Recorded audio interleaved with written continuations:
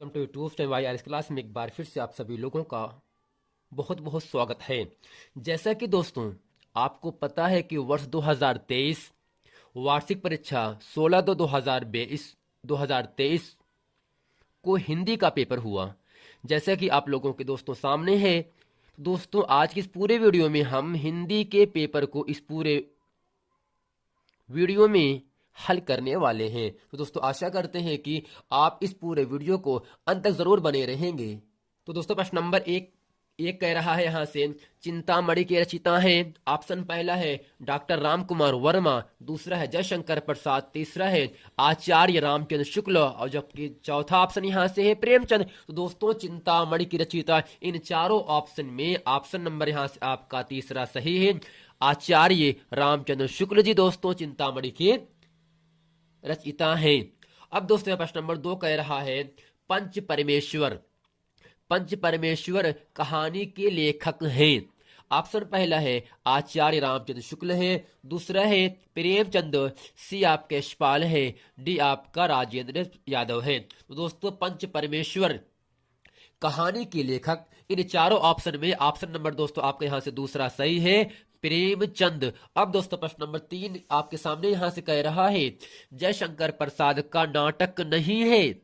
जयशंकर प्रसाद का नाटक नहीं है। दोस्तों पहला ऑप्शन यहां से कह रहा है धुर स्वामिनी, चंद्रगुप्त, लहरों के राजहंस, स्कंद गुप्त। तो दोस्तों यहां से इन चारों ऑप्शन में जयशंकर प्रसाद का नाटक है क्या क्या, धुर स्वामिनी है, चंद्रगुप्त है, स्कंद गुप्त है। लेकिन हमसे ये पूछ रहा है जयशंकर प्रसाद का नाटक नहीं है।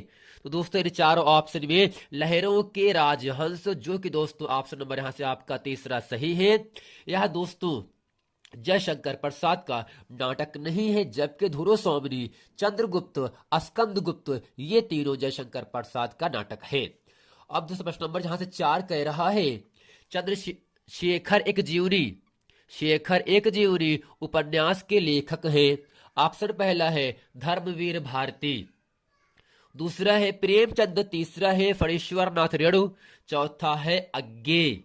तो दोस्तों यहां से क्या होगा, शेखर एक जीवनी उपन्यास के लेखक कौन है। तो दोस्तों इन चारों ऑप्शन में ऑप्शन नंबर आपका यहां से चौथा सही है, अज्ञे। अब दोस्तों प्रश्न नंबर 5 यहां से आपके सामने कह रहा है, अपनी खबर आत्मकथा है। अपनी खबर आत्मकथा है। पहला ऑप्शन है पांडे बेचन शर्मा उग्र की, दूसरा है डॉक्टर राजेंद्र प्रसाद की, तीसरा है हरिवंश राय बच्चन की, चौथा है श्याम सुंदर दास की। तो दोस्तों यहां से अपनी खबर आत्मकथा है, जो कि इन चारों ऑप्शन में ऑप्शन नंबर दोस्तों यहां से आपका पहला सही है, पांडे बेचन शर्मा उग्र की अपनी खबर आत्मकथा है, जो कि दोस्तों यहां से ऑप्शन नंबर आपका पहला सही है। अब दोस्तों प्रश्न नंबर 6 कह रहा है, भूषण किस युग के कवि है। भूषण किस युग के कवि है। तो दोस्तों यहां से पहला है आदिकाल, रीतिकाल, भक्तिकाल, आधुनिक काल। तो दोस्तों भूषण जो है वह इन चारों ऑप्शन में ऑप्शन नंबर है दोस्तों आपका दूसरा रीतकाल के कवि है। भूषण इन चारों ऑप्शन में दोस्तों रीतकाल के कवि है, जो कि यहां से ऑप्शन नंबर आपका बी सही है। अब दोस्तों प्रश्न नंबर यहां से 7 आपके सामने कह रहा है, ललित ललाम रचना है। ललित ललाम रचना है। दोस्तों पहला ऑप्शन है यहां से मतिराम की, पद्माकर की, देव की, भूषण की। तो दोस्तों यहां से ललित ललाम के रचनाकार दोस्तों कौन है, मतिराम है, जो कि दोस्तों यहां से ऑप्शन नंबर आपका पहला सही है। तो दोस्तों आशा करते हैं प्रश्न नंबर 1 का दोस्तों यहां से जो आपका चिंतामणि है, इसके दोस्त रचयिता आचार्य रामचंद्र शुक्ल जी हैं और पंच परमेश्वर कहानी के लेखक प्रेमचंद हैं। जयशंकर प्रसाद का नाटक नहीं है, लहरों के राजहंस। शेखर एक जीवनी उपन्यास के लेखक हैं, अज्ञे हैं। अपनी खबर आत्मकथा है दोस्तों, पांडे बेचन शर्मा उग्र की है। और भूषण किस युग के कवि हैं।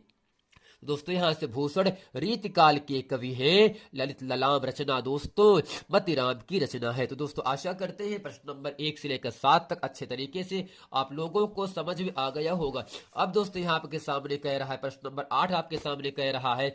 इसमें दोस्तों ये कह रहा है आपसे यशोधरा रचना है, यशोधरा रचना है। अब दोस्तों यहां से पहला है जयशंकर प्रसाद की, दूसरा है महादेवी वर्मा की, तीसरा है सुमित्रा नंदन पंत की, चौथा है मैथिलीषण गुप्त की। तो दोस्तों यहां से यशोधरा रचना किसकी है?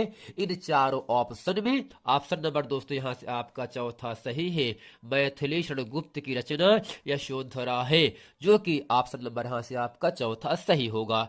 अब दोस्तों प्रश्न नंबर 9 कह रहा है आंगन के पार द्वार, आंगन के पार द्वार रचना है। पहला है जयशंकर प्रसाद की, अज्ञे की, रामधारी सिंह दिनकर जी की, नरेंद्र शर्मा की। तो दोस्तों यहां से आंगन के पार द्वार की रचनाकार दोस्तों कौन है?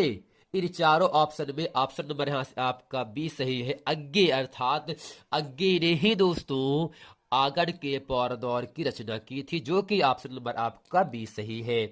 अब दोस्तों यहां से प्रश्न नंबर आपका 10 कह रहा है। इसमें दोस्तों ये कह रहा है दीप शिखा काव्य संग्रह रचना है, दीप शिखा काव्य संग्रह रचना है। पहला है महादेवी वर्मा की, दूसरा है जयशंकर प्रसाद की, तीसरा है सुभद्रा कुमारी चौहान की, चौथा है सूर्यकांत त्रिपाठी निराला की। तो दोस्तों यहां से इन चारों ऑप्शन में दीप शिखा काव्य संग्रह किसकी है? दोस्तों यहां से आपका ऑप्शन पहला सही होगा, महादेवी वर्मा की, अर्थात महादेवी वर्मा ने दीप शिखा काव्य संग्रह की रचना की थी। अब दोस्तों यहां से प्रश्न नंबर आपका 11 कह रहा है।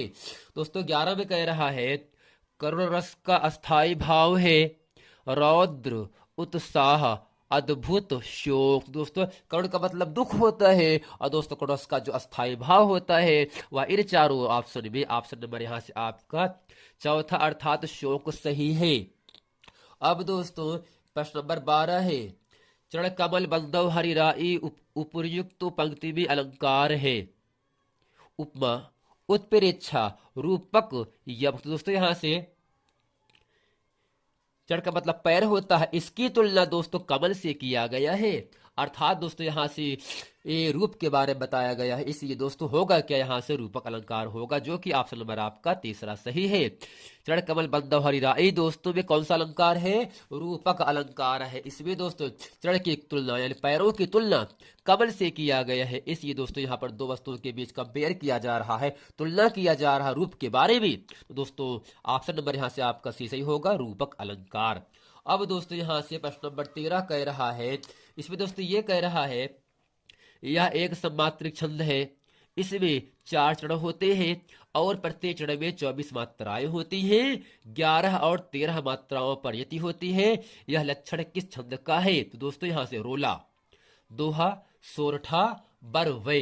तो दोस्तों यहाँ से आपका इन चारों ऑप्शन में ऑप्शन नंबर यहाँ से आपका पहला से रोला, क्योंकि दोस्तों रोला एक सम्मात्रिक छंद होता है, इसमें 4 चरण होते हैं और दोस्तों प्रत्येक चरण में 24 मात्राएं होती हैं, जबकि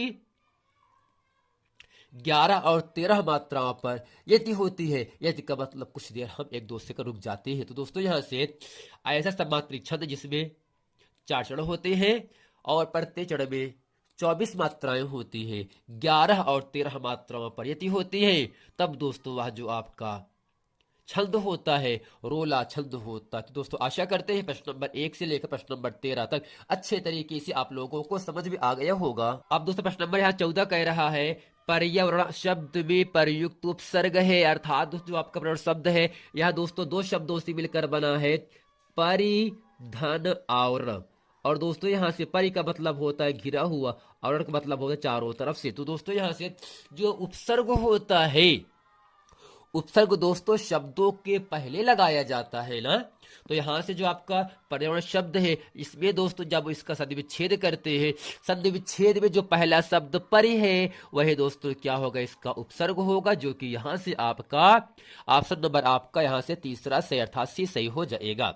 और दोस्तों यहां से प्रश्न नंबर 15 है, महानता शब्द में किस प्रत्यय का प्रयोग हुआ है। अर्थात दोस्तों महानता यहां से इसको लिख सकते हैं महान धनता, महान धनता। अर्थात दोस्तों जब हम शब्दों को हटाने पर यानी प्रत्यय को हटाने पर जो शब्द बचता है उसका कुछ न कुछ अर्थ निकलना चाहिए। अगर दोस्तों यहां से महानता शब्द में हम महान शब्द को हटा दे दोस्तों यही ता शब्द बचता है, और दोस्तों जो प्रत्यय होता है वह शब्दों के अंत में लगाया जाता है और उपसर्ग जो होता है वह शब्दों के पहले लगता है।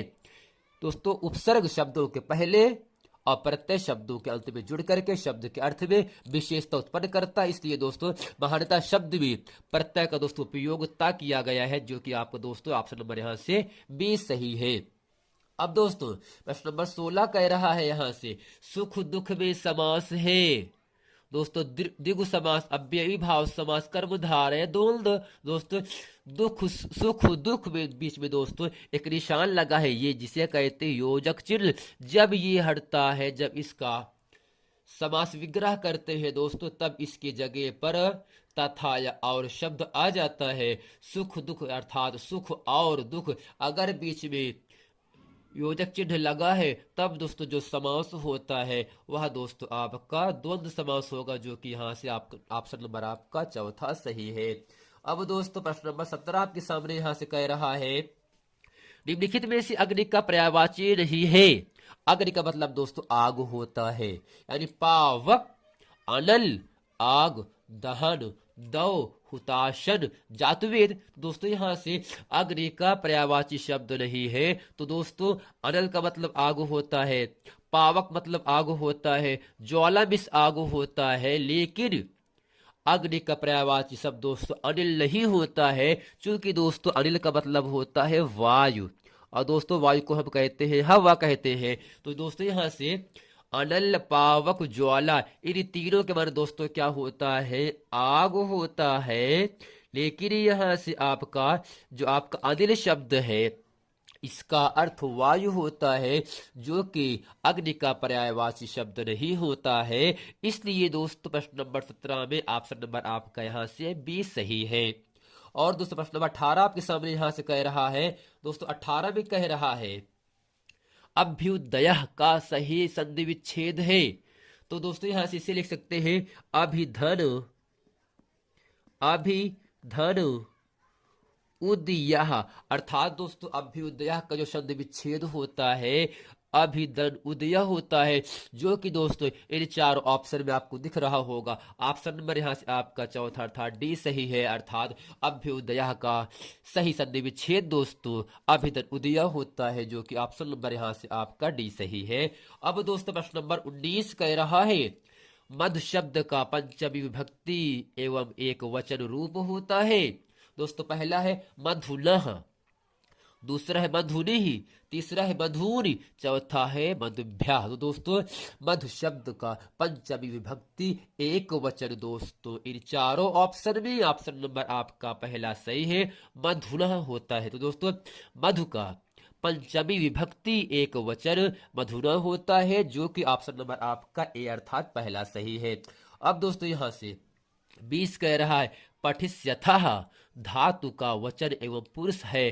दोस्तों ऑप्शन यहां से एक वचन प्रथम पुरुष, बहुवचन मध्यम पुरुष, द्विवचन मध्यम पुरुष, एक वचन उत्तम पुरुष। दोस्तों पठिष्यथा धातु का वचन और दोस्तों जो आपका रूप होता है वह इन चारों ऑप्शन में ऑप्शन नंबर यहां से आपका दोस्तों तीसरा सही है, द्विवचन मध्यम पुरुष। अर्थात पठिष्यथा पर धातु का द्विवचन मध्यम पुरुष दोस्तों है, जो कि यहां से ऑप्शन नंबर आपका सी सही है। अब दोस्तों यहां से प्रश्न नंबर आपका खंड ब आ जाता है। इसमें दोस्तों ये कह रहा है निम्नलिखित गद्यांश में से किसी एक गद्यांश पर आधारित सभी प्रश्नों के उत्तर दीजिए। जैसा कि दोस्तों ये जो प्रश्न है 6 नंबर के लिए आपसे पूछा गया है। अब दोस्तों यहां से अश्वारोही पास से लेकर के यहाँ दोस्तों पूछा कहां तक गया है, विश्राम गृह में जाती है। अब दोस्तों इसके नीचे आपके तीन प्रश्न दिए गए हैं। पहला प्रश्न आपके सामने आता है, उपर्युक्त गद्यांश का संदर्भ लिखिए। दूसरा है, गद्यांश के रेखांकित अंश की व्याख्या कीजिए। और तीसरा है, ममता के आजीवन भयभीत रहने का क्या कारण है। अब दोस्तों चलते हैं प्रश्न नंबर दोस्तों खंड बा का जो प्रश्न नंबर 1 है, इसको अच्छे तरीके से हम पढ़ते हैं। तो दोस्तों गद्यांश यहां से कह रहा है, अश्वारोही पास आया, ममता ने रुक रुक कर कहा, मैं नहीं जानती कि यह शहंशाह था या साधारण मुगल, पर एक दिन इसी झोपड़ी के नीचे वह रहा। मैंने सुना था कि वह मेरा घर बनवाने की आज्ञा दे चुका है। मैं आजीवन अपनी झोपड़ी खोदने के डर से भयभीत रही। भगवान ने सुन लिया, मैं आज इसे छोड़ जाती हूँ। अब तुम इसका मकान बनाओ या महल, मैं अपने चिर विश्राम गृह में जाती हूँ। तो दोस्तों यहां से मैं आजीवन से लेकर के इसे छोड़ जाती हूँ, यह दोस्तों रेखांकित अंश की इसे हमें व्याख्या करनी है। और दोस्तों पहला ही प्रश्न कह रहा है, उपर्युक्त गद्यांश का संदर्भ लिखिए। और दोस्तों दूसरा है, गद्यांश के रेखांकित अंश की व्याख्या कीजिए। अर्थात मैं आजीवन अपनी झोपड़ी से लेकर के मैं आज इसे छोड़ जाती हूं, इसका दोस्तों हमें व्याख्या करना है। इसी के साथ दोस्तों यहां से जो आपका प्रश्न नंबर तीसरा है, इसमें कह रहा है आजीवन भयभीत रहने का कारण लिखिए। अब दोस्तों यहां से हेडिंग करते हैं, सबसे पहले संदर्भ इसमें लिखते हैं ये किस पाठ से आया है और दोस्तों इसके लेखक कौन है। तो दोस्तों ये आपका ममता पाठ से आया है, जिसके लेखक जयशंकर प्रसाद जी है। अब दोस्तों यहां से हेडिंग करते हैं संदर्भ, काली पेन से इसमें लिखेंगे, प्रस्तुत गद्यांश हमारे पाठ्य पुस्तक संकलित ममता पाठ से उद्घृत किया गया है। इसके लेखक महाकवि जयशंकर प्रसाद है। अब दोस्तों यहां से हेडिंग करते हैं रेखांकित अंश की व्याख्या इसमें लिखेंगे, प्रस्तुत पंक्तियों में ममता के कथन को रेखांकित किया गया है। अनेक वर्षों के बाद अब ममता 70 वर्ष की वृद्धा है। ममता का मतलब मां 70 वर्ष की, वृद्धा का मतलब बूढ़ी हो चुकी है। उसका जीर्ण कंकाल खांसी से गूंज रहा था। गांव की कुछ स्त्रियां उनके सेवा में लगी थी। उसी समय कुछ घुड़सवार ममता की झोपड़ी के द्वार पर आकर बातचीत करने लगे कि मिर्जा ने जो चित्र बनाकर दिया है वह यही होना चाहिए। शायद शहंशाह हुमायूं यही किसी छप्पर के नीचे बैठे थे। इन बातों को सुनकर ममता के अश्वारोही को बताया कि मैं नहीं जानती कि वह शहंशाह था या साधारण मुगल, पर वह एक दिन इसी झोपड़ी के नीचे रहा। मैंने सुना था कि वह मेरा घर बनवाने की आज्ञा दे चुका है। मैं जीवन भर इस विचार से डरती रहेगी, एक दिन यह मेरी झोपड़ी खोद डाली जाएगी। भगवान ने मेरी प्रार्थना सुन ली। आज मेरा अंतिम दिन है। मैं सदैव के लिए इस झोपड़ी छोड़े जा रही हूँ। अब तुम्हारी इच्छा, इससे मकान बनाओ या महल। अब दोस्तों यहां से जो आपका प्रश्न नंबर अगला कह रहा था, आजीवन भयभीत रहने का क्या कारण है। दोस्तों इसका उत्तर क्या होगा, यहां से लिखेंगे, मैं आजीवन अपनी झोपड़ी खोदने के लिए डर से भयभीत रही। तो दोस्तों आशा करते हैं खंड बा का प्रश्न नंबर जो आपका पहला है, अश्वारोही पास आया से लेकर के गृह में जाते अर्थात घर के अंदर प्रवेश करते हुए, इसका संदर्भ, रेखांकित अंश की व्याख्या और दोस्तों यहां से आजीवन भयभीत रहने का कारण क्या होता है, इसको अच्छे तरीके से आप लोग समझ गए होंगे। अब दोस्तों प्रश्न नंबर यहाँ से 3 कह रहा है, दिए गए संस्कृत गद्यांश में से किसी एक का संदर्भ सहित हिंदी में अनुवाद कीजिए। अब दोस्तों यहाँ से जो गद्यांश दिया गया है, ऐसा नगरी से लेकर के भाषायाम कारिता, हम इस पूरे गद्यांश का पहले हमें संदर्भ लिखना है, इसके बाद इसी संस्कृत गद्यांश का हमें हिंदी में अनुवाद भी करना है। और दोस्तों इन संदर्भ और हिंदी में अनुवाद करने के लिए आपको 5 नंबर की प्राप्ति होती है। अब दोस्तों हेडिंग करते यहां से है संदर्भ, इसमें दोस्तों लिखते ये किस पाठ से आया है, इसमें लिखेंगे, प्रस्तुत संस्कृत गद्य अवतरण संस्कृत परिचायिका के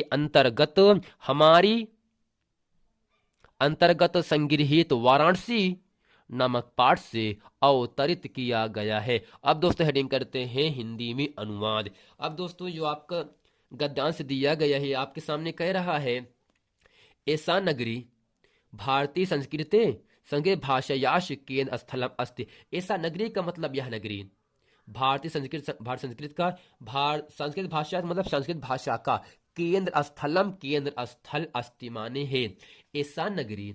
भारतीय संस्कृत संस्कृत भाषा का केंद्र स्थल, यानी यह नगरी भारतीय संस्कृत और संस्कृत भाषा का केंद्र स्थल है।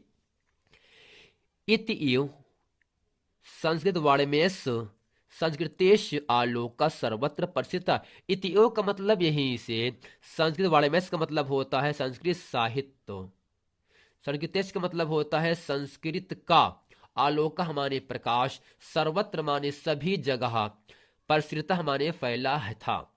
अर्थात दोस्तों इति एव संस्कृत वाङ्मयस् संस्कृतेश आलोक सर्वत्र प्रसृत, यहीं से संस्कृत साहित्य और संस्कृत का आलोक सभी दिशाओं में या चारों दिशाओं में फैला हुआ है। मुगल युवराज दाराशिकोह अत्रागत भारतीय दर्शन शास्त्रों अध्ययन अकरोत। मुगल युवराज दाराशिकोह ने अत्रागत यहाँ आकर भारतीय दर्शन शास्त्रों, भारतीय दर्शन शास्त्रों का अध्ययन अकरोत का मतलब किया था। मुगल युवराज दाराशिकोह ने यहाँ आकर भारतीय दर्शन शास्त्रों का अध्ययन किया था। सा तेषां ज्ञान तथा प्रभाविता अभवत। सा तेषां वह उनके ज्ञान से प्रभावित अभवत माने हुए, वह उनके ज्ञान से प्रभावित हुए। यत तेन उसने उपनिषद का अनुवाद फारसी भाषायाम कारिता, फारसी भाषा में कराया। यह नगरी भारतीय संस्कृत और संस्कृत भाषा का केंद्र स्थल है, यहीं से संस्कृत साहित्य और संस्कृत का आलोक सभी जगह चारों दिशाओं में फैला हुआ है। मुगल युवराज दाराशिकोह ने यहाँ आकर भारतीय दर्शन शास्त्रों का अध्ययन किए, वह उनके ज्ञान से प्रभावित हुए, या ऐसे बोल सकते हैं दोस्तों, वह उनके ज्ञान से ऐसा प्रभावित हुआ कि उसने उपनिषदों का अनुवाद फारसी भाषा में कराया। दोस्तों आशा करते प्रश्न नंबर 3 का जो संदर्भ और हिंदी अनुवाद इस संस्कृत गद्यांश का था, इसे अच्छे तरीके से आप लोगों को समझ में आ गया होगा। अब दोस्तों प्रश्न नंबर यहाँ से 4 कह रहा है, नीचे दिए गए पद्यांशों में से किसी एक पद्यांश का संदर्भ सहित हिंदी में अनुवाद कीजिए। दोस्तों संदर्भ का मतलब ये होता है जो पद्यांश दिया गया सर्वे भवन्तु से लेकर के दुर्भाग भवेत, ये किस पाठ से आया है और इसके दोस्तों लेखक कौन है। दोस्तों यहाँ से सबसे पहले हम हेडिंग करते हैं संदर्भ। अभी दोस्तों इसमें ये समझ लेते हैं संदर्भ किस प्रकार से लिखेंगे। इसमें दोस्तों लिखेंगे प्रस्तुत गद्यांश हमारी पाठ्य पुस्तक संस्कृत परिचयिका के भारतीय संस्कृत नामक पाठ से उद्घृत है। अर्थात दोस्तों ये जो आपका श्लोक दिया गया है, यह दोस्तों जो पद्यांश दिया गया है, यह दोस्तों भारतीय संस्कृत पाठ से दिया गया, जो कि दोस्तों आपका 8वां पाठ है। कौन सा पाठ दोस्तों है? 8वां पाठ का नाम दोस्तों क्या होगा? भारतीय संस्कृति, अर्थात भारत की संस्कृत से लिया गया है। अब दोस्तों हेडिंग करते हैं हिंदी में अनुवाद। दोस्तों इसमें यह होगा सर्वे भवन्तु सुखिना, सर्वे सन्तु निरामयः, सर्वे भद्राणि पश्यन्तु माँ कश्चित् दुर्भाग् भवेत्। और दोस्तों यहाँ से निरामयः का मतलब यह होता है रोग रहित, जो रोग जिसके पास बीमारी ही ना हो, रोग रहित हो। और दोस्तों आपसे आपका होगा दुर्भाग्य में से होता है दुखी। अर्थात दोस्तों इसका जो हिंदी में अनुवाद करेंगे सर्वे भवन्तु सुखिना। सर्वे का मतलब सभी, भवन्तु का मतलब हो, सुखिना का मतलब सुख, अर्थात सर्वे भवन्तु सुखिना, सभी सुखी हो। सर्वे संतु निरामया, सर्वे का मतलब दोस्तों सब होता है, संतु माने हो, निरामया का मतलब रोग रहित। सर्वे भवन्तु सुखिना, सब सुखी हो। सर्वे भवन्तु निरामया, सब रोग रहित हो। सर्वे भद्राणि पश्यन्तु, सर्वे का मतलब सब, भद्राणि का मतलब दोस्तों होता है कल्याण, पश्यन्तु का मतलब हो। सर्वे भद्राणि पश्यन्तु, सबका कल्याण हो। माँ कश्चित् दुर्भाग् भवेत्, कोई भी दुखी ना हो। अर्थात दोस्तों सर्वे भवन्तु सुखिना, सब सुखी हो। सर्वे सन्तु निरामया, सब रोग रहित हो। सर्वे भद्राणि पश्यन्तु, सबका कल्याण हो। माँ कश्चित् दुर्भाग् भवेत्, कोई भी दुखी ना हो। तो दोस्तों आशा करते हैं प्रश्न नंबर 4 अच्छे तरीके से आप लोगों को समझ में आ गया होगा। और दोस्तों इसको जिस प्रकार से हम आप लोगों को बताए हैं ऐसे ही अगर आप लिखे होंगे तो आपको 5 नंबर की प्राप्ति हो जाएगी। अब दूसरा प्रश्न नंबर जो आपका 5वां है, अपने पाठित खंड काव्य के आधार पर निम्नलिखित प्रश्नों में से किसी एक का उत्तर दीजिए। और दोस्तों केवल आपको ज्योत जवाहर खंड काव्य ही पढ़ना है। और दोस्तों यदि आपको ज्योत जवाहर खंड काव्य के नायक जवाहरलाल नेहरू का चरित्र चित्रण लिखिए तो दोस्तों ये जो होगा आपका 3 नंबर के लिए हर साल हर वर्ष आपसे पूछा जाता है। और मैं आशा करता हूं कि आप इनका चित्र अच्छे तरीके से याद कर लिए होंगे और इसको अच्छे तरीके से आप लिखेगी भी होंगे। अब दोस्तों यहाँ से प्रश्न नंबर जो आपका अगला कह रहा है, दोस्तों प्रश्न नंबर यहाँ से 6 कह रहा है, दिए गए लेखकों में से किसी एक लेखक का जीवन परिचय देते हुए उनकी एक प्रमुख रचना का उल्लेख कीजिए। पहला है आचार्य रामचंद्र शुक्ल हैं, डॉक्टर भगवत उपाध्याय हैं, जयशंकर प्रसाद हैं। मैंने दोस्तों आपको बताया था आचार्य रामचंद्र शुक्ल और जयशंकर प्रसाद, इन दोनों का जीवन परिचय याद कर लीजिए। इन दोनों में केवल आपसे एक पूछ सकता है और दोस्तों यहाँ पर दोनों पूछा गए हैं। और दोस्तों जो आपका यहाँ से प्रश्न नंबर खा है 6 का खा है, इसमें आपसे कह रहा है दिए गए कवियों में से किसी एक कवि का जीवन परिचय देते हुए उनकी एक प्रमुख रचना का उल्लेख कीजिए। गोस्वामी तुलसीदास, रसखान, सुमित्रानंदन पंत और मैसूर गुप्त। दोस्तों यहाँ से रसखान सुमित्रानंदन पंत को मैंने आप लोगों को बताया था, इसको अच्छे तरीके से आप लोगों को याद कर लेना चाहिए। और ये दोस्तों पूछा भी गया है, अगर आप याद किए होंगे तो आपको 5 नंबर पाने से कोई रोक नहीं सकता। अब दोस्तों यहाँ से प्रश्न नंबर जो 7वां है, इसमें आपसे ये कह रहा है अपनी पाठ्य पुस्तक में से कंठस्थ कोई एक श्लोक लिखिए जो इस प्रश्न पत्र में आया हो। तो दोस्तों आपको लिखना क्या है, अपद दूरगामी चा सृष्टा पंडिता अमुखा स्फुट वक्ता चयोजान स्व पंडिता। अर्थात दोस्तों होगा क्या, अपदों दूरगामी चा पंडिता अमुखा स्फुट वक्ता चयो जानाति सा पंडिता। अर्थात जो आपका श्लोक मैंने आप लोगों को बताया, अपदो दूरगामी चा साक्षरो न चा पंडिता अमुखा स्फुट वक्ता चयो जानात सा पंडिता। इसको अच्छे तरीके से आप लोग लिखे भी होंगे। और दोस्तों प्रश्न नंबर यहाँ से 8वां कह रहा है, इसमें यह कह रहा है निम्नलिखित में से किन्हीं 2 प्रश्नों के उत्तर दीजिए। पहला यहाँ से है वीरह केन पूज्यते, दूसरा है पदेन बिना किम दूरम याति, चंद्रशेखर का आशीर्द अस्माकम संस्कृति की दृश्य वर्तते। अर्थात दोस्तों वीरह केन पूज्यते, इसका उत्तर क्या होगा, वीरह वीरेण पूज्यते, जहां पर केन है वहां पर केवल लिखना है वीरेण पूज्यते। और दोस्तों यहाँ से पदेन बिना किम दूरम यात, बिना पैरों के दूर क्या चला जाता है। तो उत्तर क्या होगा यहाँ से पत्तरम, पदेन बिना किम दूरम यात, पत्र है जो बिना पैरों के दूर चला जाता है। अब दोस्तों प्रश्न नंबर यहाँ से 9वां आपके सामने कह रहा है, जो कि इस पूरे पेपर का अंतिम प्रश्न है। इसमें कह रहा है निम्नलिखित में से किसी एक विषय पर निबंध लिखिए। पहला है देश प्रेम, आतंकवाद की समस्या और समाधान, प्रदूषण और मानव जीवन, आजादी का अमृत महोत्सव। मैंने दोस्तों आपको बताया था देश प्रेम और प्रदूषण और मानव जीवन का निबंध अच्छे तरीके से आप लोग याद कर लीजिए। अगर आप दोस्तों याद किए होंगे तो दोस्तों आपको 9 नंबर पाने से प्राप्त करने से कोई रोक नहीं सकता। दोस्तों आशा करते हैं वर्ष 2023 विषय हिंदी, और दोस्तों इसके साथ जो आपका यहाँ से 801 डीबी कोड का है, इसमें दोस्तों जितने भी प्रश्न है मैंने इस पूरे वीडियो में अच्छे तरीके से सभी प्रश्नों का उत्तर इस पूरे वीडियो में बता दिया। दोस्तों मिलते हैं नेक्स्ट वीडियो में, तब तक के लिए थैंक यू।